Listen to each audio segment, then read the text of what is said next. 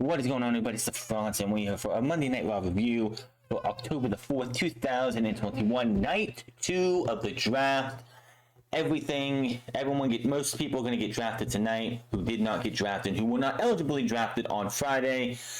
2 picks each for each round. Of course, there were 6 rounds instead of 4 because of that extra hour. So we had that. Some surprises. One very questionable pick in the final round. We'll talk about that when it gets to it. But some picks that were kind of obvious with the picks that we saw on Friday. So let's just get into it.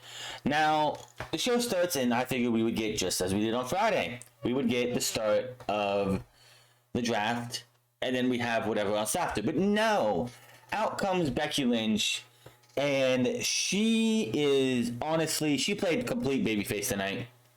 You can't tell me this woman's still trying to portray a heel, maybe because she was coming over to Monday Night Raw, which she does say that, you know what, I'm going to just do what I do whatever the hell I want. I might upset people in the back, but I'm going to announce that I am the first pick in the draft for Monday Night Raw for tonight. She's getting popped. She didn't like everything she said tonight, all of her mannerisms, everything that she talked about, everything in this opening segment. She was 100% a babyface. Whatever they were trying to do on SmackDown as a heel for her, washed away immediately. They are done with that. Not happening again. Out comes, she talks for a bit. Out comes the Raw Women's Champion, the show about 9,000. They have a little bit of squabble back and forth. Out comes Bianca Belair. And they hype up the Banks, Belair, and Lynch match at Crown Jewel, which, since Charlotte 9000 is probably going to be winning the Queen's Crown tournament, because you don't think she's going to be the first one to win that, you're fooling yourselves. Of course, we don't even know the brackets for that yet, but after a little bit of talk between everybody, Bianca Belair makes a challenge for tonight. Well, actually, Becky Lynch is like, well, she's disrespecting you, and if it was me, I would fight her. But since I've beaten her so many times, I don't have anything left to prove. And of course, out comes the GMs, in which they announce Bianca Belair versus Charlotte 9000 in your main events, as well as the women's tag team titles will be on the line, and we're going to kick the show off with Damian Priest versus Jeff Hardy. Now, we go back to break, we come back, and we get our first match. But before that, we get our first round of the draft, in which Becky Lynch is drafted to Raw, as she announced. The Usos are on SmackDown, as we figured, which we see the Usos backstage celebrating, Paul Heyman in the back, just clutching his heart, looking up to the heavens like, thank God this went this way. Which, in my opinion, they had a little bit of a missed opportunity. The Usos should have been the final pick for SmackDown. Absolutely. You have Heyman being told to get to Monday Night Raw to make sure the Usos are drafted to SmackDown. You should have had, and of course the Usos were sent to the Monday Night Raw with Paul Heyman. If they weren't drafted to Raw, he would be left for dead. They could have spent the entire show, every time the draft picks went through and the Usos didn't come up, you would see Paul Heyman backstage just cowering a little bit more as the Usos surrounding him, wondering, what's going on, man? We should have been picked already. What the hell, man? And then we get to the final pick, and it's the Usos getting picked for SmackDown. That's how this should have went. But of course, WWE just wants to throw that opportunity out the window. Bobby Lashley stays on Raw, and SmackDown picks and continues with Sasha Banks. That is your first round. Becky to Raw, Usos to SmackDown, Lashley to Raw, and Banks to SmackDown. So, other than Becky, everyone else is staying status quo. Jeff Hardy versus Damian Priest. This was a short match. This is the last time these two will be facing each other, as Jeff Hardy will be going to SmackDown and can chase after the Universal Championship and the Intercontinental Championship. Which if Jeff Hardy, if you do things right with Jeff Hardy, I know his contract's coming up pretty much apparently next year, and they're just waiting that out. I don't think Jeff Hardy's going to be re-signing with WWE because there's nothing left for him to do there. But on this dominant run that Roman Reigns is on, he needs opponents. Yes, the obvious one is Drew McIntyre versus Roman Reigns. People are saying possibly WrestleMania if they can't get Dwayne. So I would go that route there. But in the meantime, get Hardy on SmackDown after the 22nd. There's not going to be any. You don't even have to start the feud between Hardy and Roman till after Survivor Series, because it's going to be Big E versus Roman Reigns at Survivor Series. In that meantime, have Jeff Hardy pick up some wins, get the momentum, challenge for the Universal Championship at TLC, have some kind of fuckery at TLC. You do another match at the Royal Rumble. And if you want to, you can do a little bit of fuckery there, and then we have day one as well, which I don't know if you're gonna want to do that. But you can go TLC, then day one, then Royal Rumble. Get 3 matches out of Hardy and Roman Reigns. That's 3 months of Roman Reigns being occupied, so you can get towards WrestleMania. If Drew McIntyre is going to be the one to take on him, I wouldn't even have him win the Royal Rumble. If you're going to do the Elimination Chamber, that's how Drew would win if you're not going to have Dwayne back to challenge Roman. So that's what you should be doing with Hardy after tonight's show. So Hardy nails the Swanton at the end of the match. Looks like he's going to win. Oh shit, they're going to have him go and take the title and Nakamura's going to come to Raw. No. He hits the Swanton awkwardly, allowing Priest to be able to kick out and get him into a crucifix pin for the 1, 2, 3.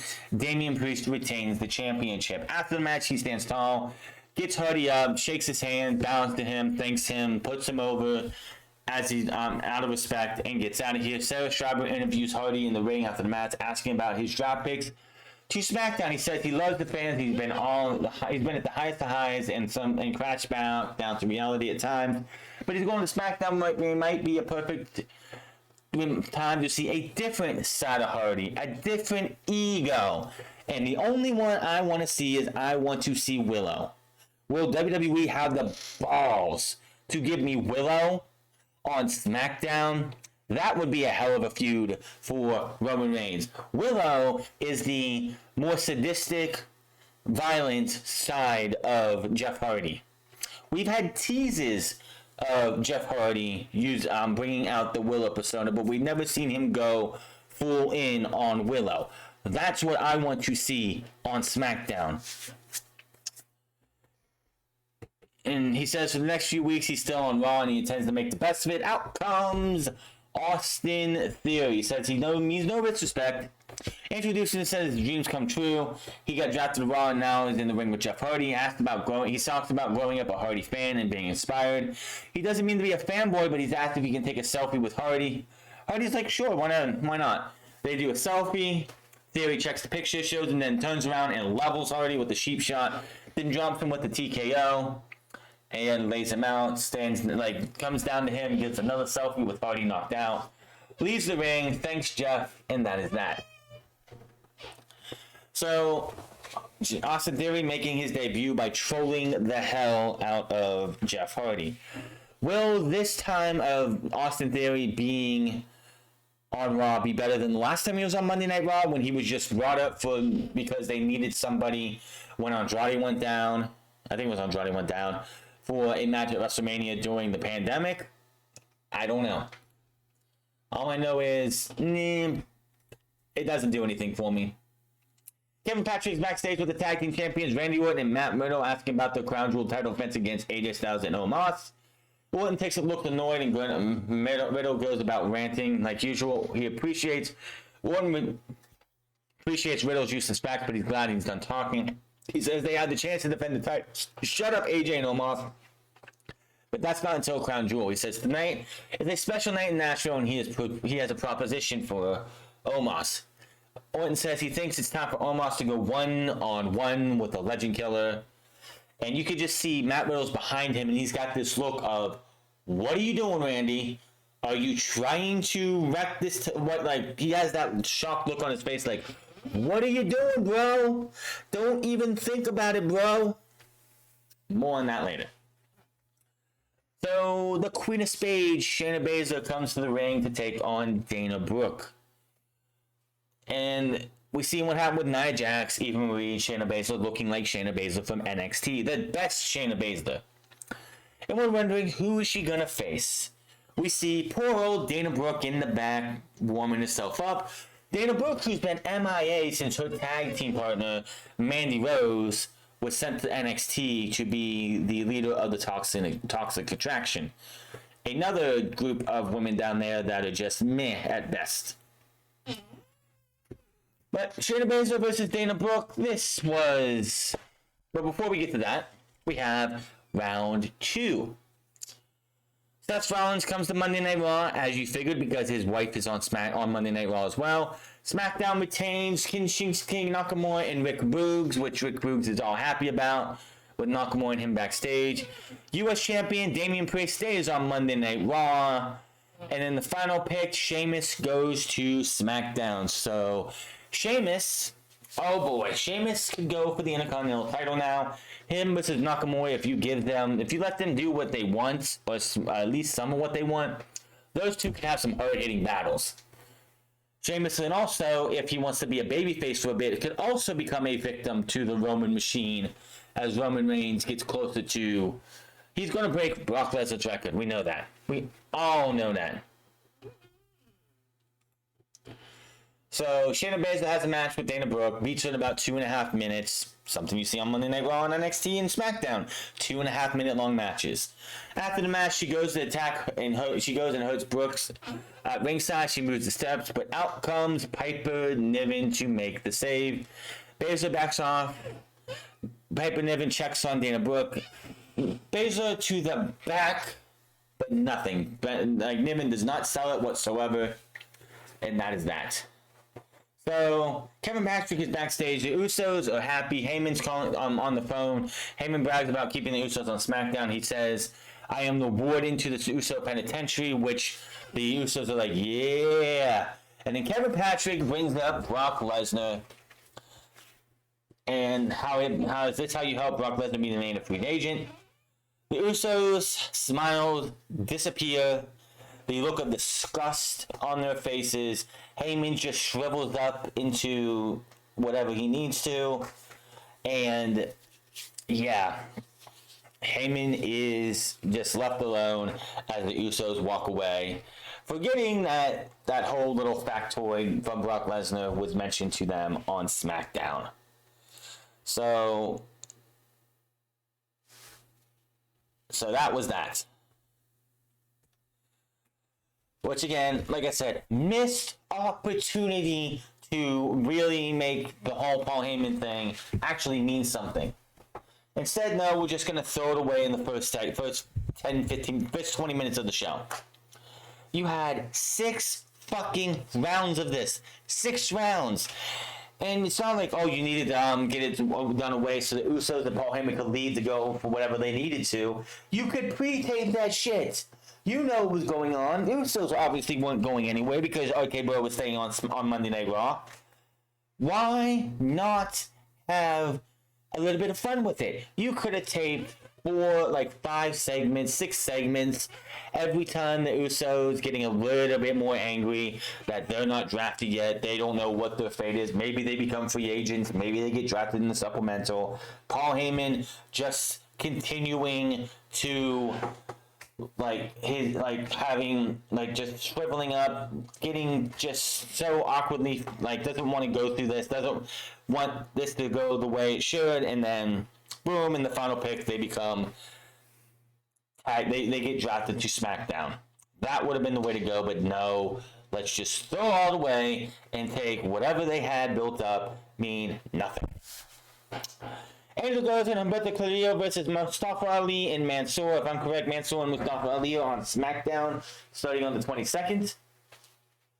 Another short match. Ali and Mansoor lose again. Not much else you can say about that. It's a nothing match. Out comes Big E immediately. Boy, he's going to have a talking segment. Back from break, and they show Clay Travis of Fox Sports is shown at ringside. I'm sure Fox Sports is not going to be happy about the fact that one of their guys is being shown on WWE Monday Night Raw. We go back to round 3. AJ Styles and Omos are staying on Raw. Shayna Baszler is going to SmackDown, which honestly, they were doing next to nothing with her. And I believe Nia Jax is staying on Raw, so those two are apart. Kevin Owens is coming to Raw, of course, because every year since 2016, Kevin Owens has been drafted every single fucking year to the new brand, to a different brand. He's gone from Raw to SmackDown, Raw to SmackDown, Raw to SmackDown, Raw to SmackDown, back to Raw. And Xia Li is coming to SmackDown from NXT. Whatever they were doing with that tear share, whatever the hell it's called, that kind of just fell apart when Xia Li was taken off TV to be brought to Monday Night, to be brought to the main roster. Of course, it's another one of those things that Triple H was doing that Vince McMahon just wants to get rid of. Because that's what Vince McMahon likes to do. Triple H created, Vince McMahon has to kill. Big E comes out. He talks about being down over Kofi Kingston and Xavier Woods once again being put on a different brand than him because WWE can't figure out how to give Big E a singles push as a guy, as the WWE champion, without Xavier Woods and Kofi Kingston being on the other brand. Even though Kofi Kingston was a part of the three-man group known as the New Day for his entire title run. Yet you can't figure out how to get this guy as a singles run, while Kofi Kingston and Xavier Woods would be the tag team of the New Day. Seriously. What's going to happen after Big E loses the title? What are you going to do? What's going to happen to Big E when he loses that title? Because you know he's going to lose it. Whether it's now, or whether it's at TLC, Royal Rumble, WrestleMania, which I don't think Big E's making it to WrestleMania. If he does, good on him. Kudos to him. But he's going to lose it around that time, between now and WrestleMania. But what's going to happen after that? What are you going to do with Big E after that? Because you can't. If he goes from being WWE champion and being in that championship picture down to the U.S. championship, that's kind of a demotion for him. And after his time in the WWE Championship title picture is over, his time as a big-time star in WWE will definitely be done.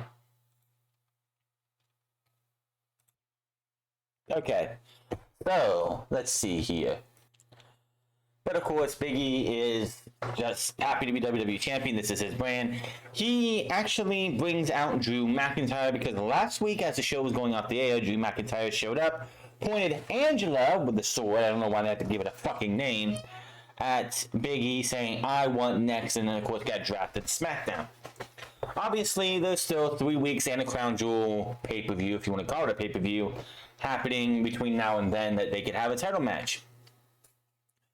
They talk for a bit, out come the Dirty Dogs, wondering where they're going to be. Dolph Ziggler, of course, being the egotistical maniac that he is, wants a thank you from not one, but both guys, showing how he brought Big E to the main roster, then brought Drew McIntyre back from obscurity, aka NXT, to the main roster, and how both of them have become WWE champion after all of that. So, of course, he wants to thank you. Bobby Roode, I guess, wants to now be called Big Bob. Okay, then.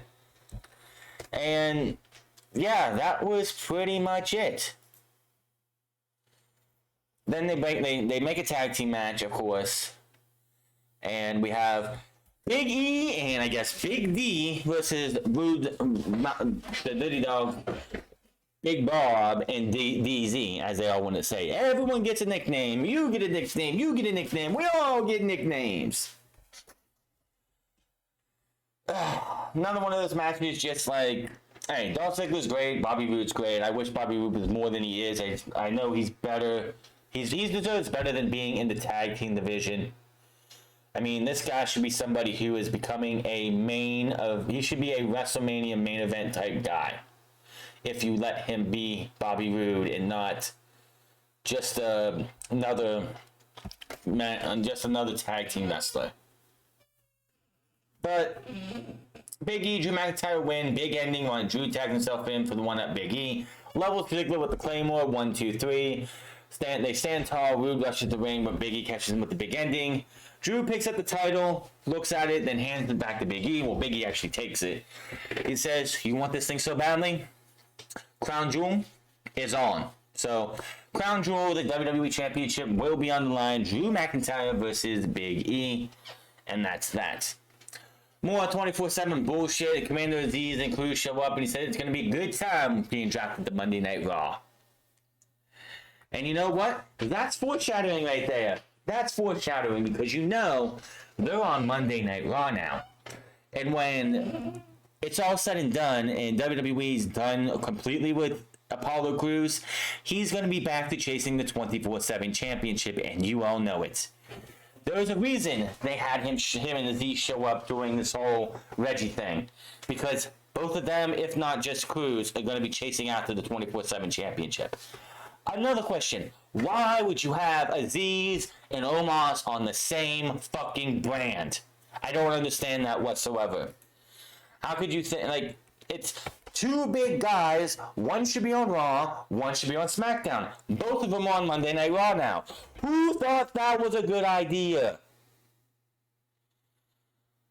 Wow, just wow. I don't even know. We go to the ring and out comes Kevin Owens for the KO show. He announced his plug Miz on ABC's Dancing with the Star. He was not drafted in either one of these drafts, so wonder what's going to happen with him when they're done. We go to the ring and Kevin Owens has the mic before he can speak. Out comes Akira Tozawa. We see how Bearcat Keith Lee, which I like better. I like saying Bearcat Keith Lee, although Keith Bearcat Lee just sounds better. Tozawa enters the ring and takes the mic from Owens. He welcomes Owens back to Raw, and Owens looks shocked. He says he doesn't want to fight Owens tonight. He wants to fight Reggie for the 24/7 title right now. Hands the mic back to Owens. He turns back and starts warming up. For Reggie, Owens turns the mic back around, drops him with the stunner, stands tall, and that is that. On to the fourth round. Of course, the Street Profits following Montez Ford's wife to Monday Night Raw. Here, they're celebrating in the back. The Viking Raiders will be going to SmackDown, so we are not going to get a Street Profits Viking Raiders times 2. Anything you can do, I can do better series. Thank you. Finn Balor comes to Monday Night Raw, kind of obviously, and Ricochet goes to SmackDown. Honestly, Ricochet needed to be moved.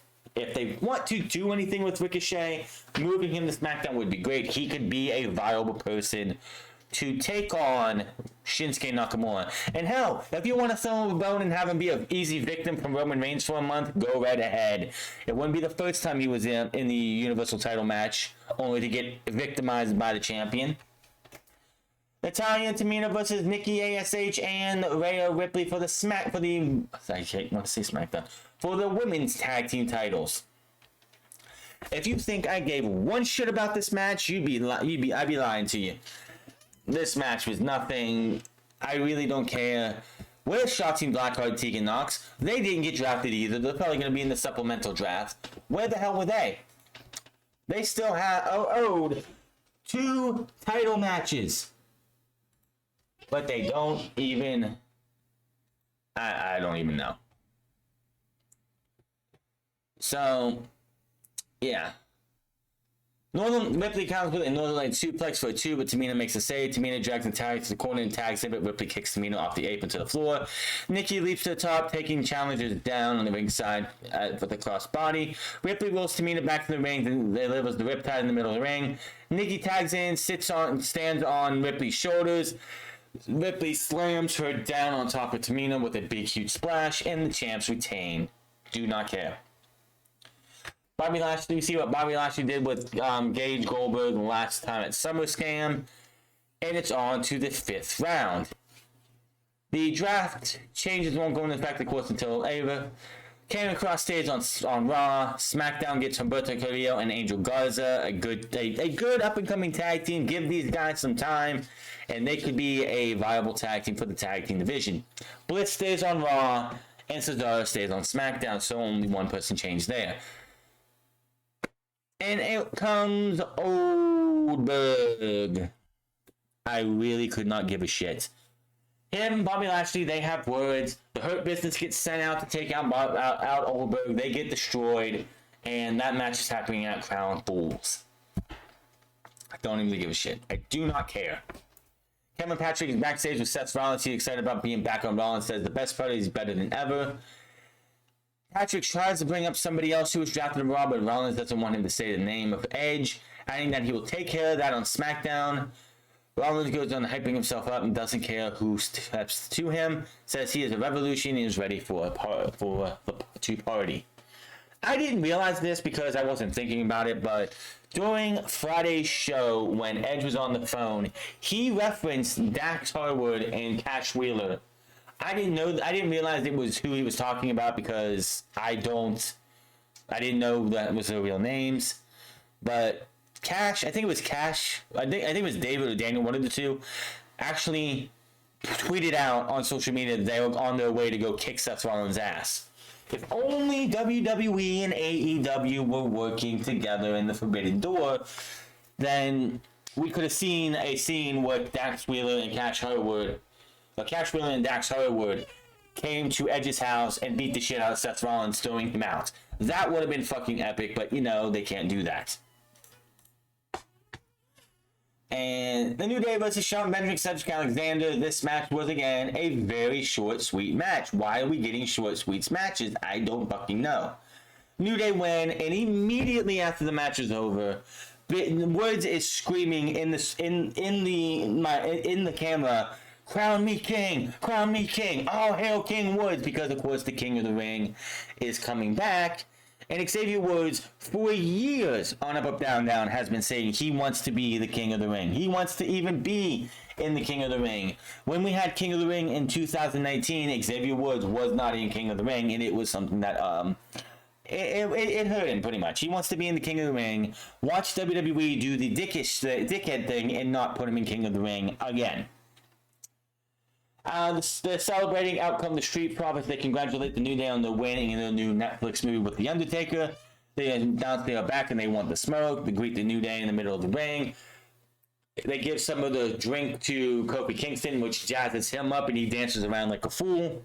And that was that. We get a video package of Finn Balor return to Monday Night Raw as well. And that it's not just Finn Balor, but also the Demon. But let's be real. Who wants to see the Demon after what they did at Extreme Rules? I don't want to see the Demon. I would like to see Virgil Devitt come back, go somewhere else, like on AEW, Impact Wrestling, or even back to New Japan, and have a better use for his talents. Out come the tag team champions. But before, we got that. Orton gets the mic. He calls Omos to the ring and wonders if he's just AJ's big bitch. They come out. They have some words. They get in the ring. It looks like AJ ends up beating RKO. Nothing else happened on this thing. It was just a setup for them to get in the head of AJ Styles and Omos. Back for the 6th and final round. Adam Pearce says he's on his side over these two night events. He says Carmella goes from SmackDown to Raw, which of course Corey Graves dating the woman, or as I don't know if they're engaged or not. He's excited. He probably busted a nut under the fucking thing while he was at it. Carmella cut the promo backstage. Rich Holland from NXT to SmackDown. I think it's a little too early from NXT. And you thought Hit Row was the most controversial pick? This is the most controversial pick. Gable Steveson, the Olympic gold medalist in the Tokyo Games, is Monday Night Raw bound. I'm sorry, what? Gable Steveson is still going to college. Gable Steveson still has a year left for college. He's going to defend his NCAA title. Why in the blue hell is he coming to Monday Night Raw? What makes Gable Steve? I don't care if he's an Olympic gold medalist. I don't care who the fuck he is. There is no goddamn reason this motherfucker should be going to Monday Night Raw right out of the gates. Even Kurt Angle, when he signed to come to WWE, he had to go and learn the ropes, wrestle a couple times, and learn the ropes. He didn't even do much before he made his debut. Just what in the hell is this garbage? Why the hell is Gable Steveson jumping the gun over other people? Why? That it just makes no sense to me. Why is this guy, out of everybody in NXT, no LA Knight, no Frankie Monet, nobody else, but you're going to put Gable Steveson, who hasn't even had a fucking match yet, hasn't even took a bump yet, you're going to say he's going to Monday Night Raw the second he's able to? Why? Why? This company just makes no fucking sense, and it's ridiculous. It's absolutely ridiculous. Hit Row is going to die 1,000 deaths on SmackDown. Rich Holland's going to struggle on SmackDown. Gable Steveson is going to look like a fucking fool when he comes into WWE. And I think I read somewhere before that Gable Steveson expected to be on WWE television immediately. Skip NXT, skip all that shit. That's what he expected, was to go to the main roster instead of going to NXT. That's ridiculous. I'm sorry. That's absolutely fucking ridiculous. This is just, it's dumb shit. It's absolutely stupid what them picking Gable Steveson to go to Monday Night Raw for literally no reason. So what are they going to do now? Oh yeah, by the way, we had the main event, which was Bianca Belair versus Charlotte 9000. I could not give two shits about this match. Bianca Belair wins by disqualification. She hit the KOD, which was a bit sloppy because Charlotte doesn't like taking anybody's finish. Covers with a pin. Becky Lynch pulls her out of the ring. And the referee calls for the bell. After the bell, she destroys her at ringside, launches her in the barrier, the Exploder. Lynch brings Belair back to the ring, but Sasha makes a save with the big pop. Unloads on Lynch, he puts her down in the corner, stomps away on Belair in the opposite corner. Lynch comes from behind, but Banks fights back, drops her in the lung blower. Banks stands tall, Lynch in the middle of the ring as the music hits. They go off the air with Banks celebrating as Lynch and Belair are laid out. And that's how Monday Night Raw went off the air. Definitely just bunch of head scratching stuff going on there. NXT, Xia Li, I guess there's not much more she could do in NXT. She got her character, they got her character the way they wanted to. She literally was never going to win the NXT Women's Championship. It was never going to happen. She is just a body for Shayna Baszler and other women to beat. That is all she's going to be.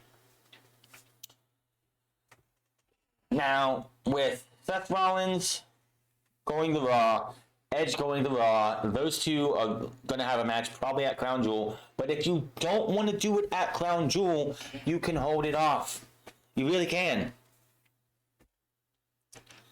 What else? Let's see here. Kevin Owens going to Raw. That was obvious. That's happened every year. Shayna Baszler going to SmackDown is good, because Shayna Baszler's been doing dick to nothing except for tagging with Nia Jax, being the person to get pinned on the losing end of their matches. Just now coming into her own and returning to form of what we wanted to see with Shayna Baszler. Finn Balor going back to Monday Night Raw. If you want to make Finn Balor a heel, him and Big E would be a nice little feud coming out of Survivor Series. So that would be something you could do there. Gable Steveson, I don't know what they're thinking, what they're going to do. It's just fucking stupid. It's just dumb.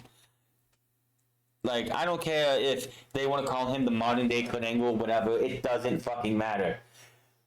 And they're like, oh, but he'll go to the Performance Center. Why can't he spend time in NXT? What gives him the fucking goddamn right to go from nothing to the main roster?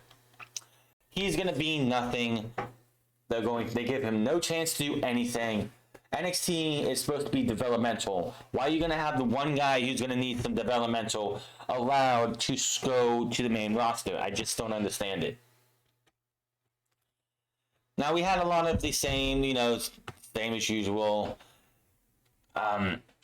Having status quo with like Cesaro, Alexa Bliss staying, Karrion Kross, who gives a shit? He's dead anyway. He doesn't do shit half the time anyway.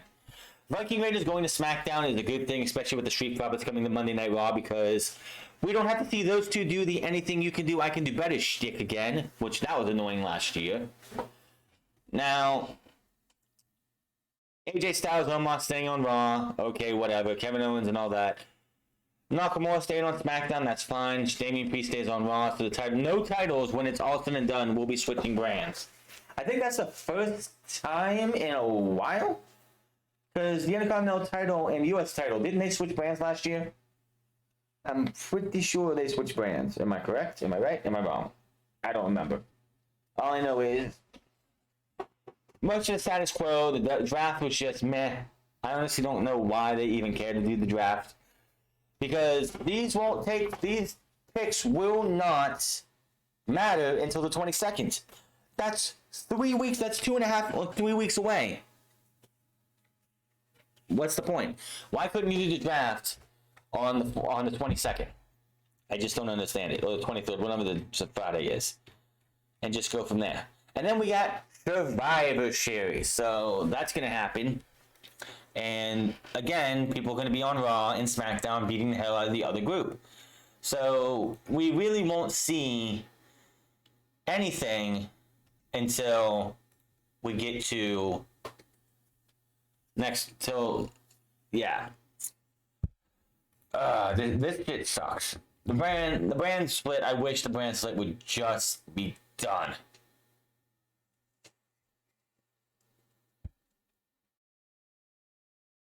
Yeah. That is all you gotta say about that. Now, of course, as you know, the WWE draft is not done yet, because we will have more picks coming up in the supplemental, which they like to do.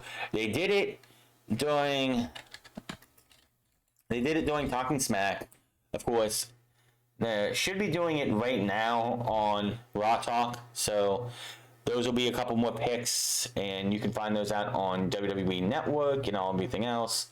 Let me see. We have anything on the supplemental? Well, Liv Morgan's coming to Monday Night Raw. I think that's a mistake. I think Liv Morgan should stay on SmackDown. They've been doing a lot of good things on SmackDown, and honestly, if they switch, like I said, if they switch the titles and Becky gets the Raw title and SmackDown title goes to Charlotte, then it's quite obvious that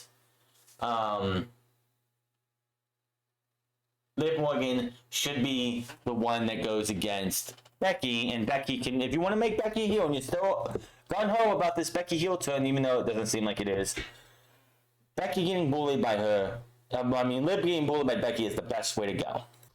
Okay, as I said, they're going to have more picks during the Raw Talk, which is going on right now. The only one I know of right now is Liv Morgan, which honestly I think she should have stayed on SmackDown, because she would be the perfect foil for Charlotte as women's champion. So that should have been what they would do, is that Liv could have stayed on SmackDown, been the person to take the title from Charlotte, which will of course be the SmackDown Women's title when it's all said and done, because what they're going to do is what they did with the New Day and the Street Profits last year. They're going to have the titles. They're going to have in a backstage segment. They might even do it tonight. We might even show up on Friday night and Charlotte's the SmackDown Women's Champion while Becky is the Raw Women's Champion. And you go from there. Who knows? All I know is WWE needs to do better. But Monday Night Raw, it was a nothing show.